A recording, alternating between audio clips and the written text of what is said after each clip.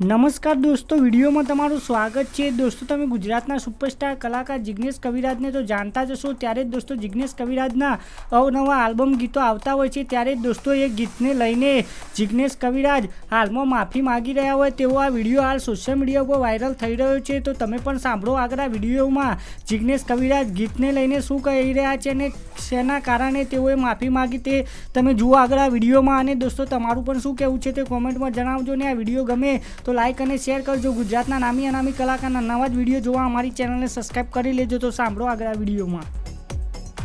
જય માતા મિત્રો, હું છું આપનો જિગ્નેશ બારોટ। મિત્રો, થોડા સમય પહેલાં મારું એક સોંગ એકતા સાઉન્ડથી રિલીઝ કર્યું હતું, જેનું નામ હતું નશેડી કરી ગઈ। આનું શૂટિંગ માઉન્ટ આબુમાં કરેલું હતું, આબુમાં। તો એમાંથી ઘણા લોકોને મન દુઃખ લાગ્યું છે કે આ તીર્થધામ છે, તો જેને મન દુઃખ લાગ્યું એમની માફી ચાહું છું અને ફરીવાર આવી ભૂલી જાય। જય માતા।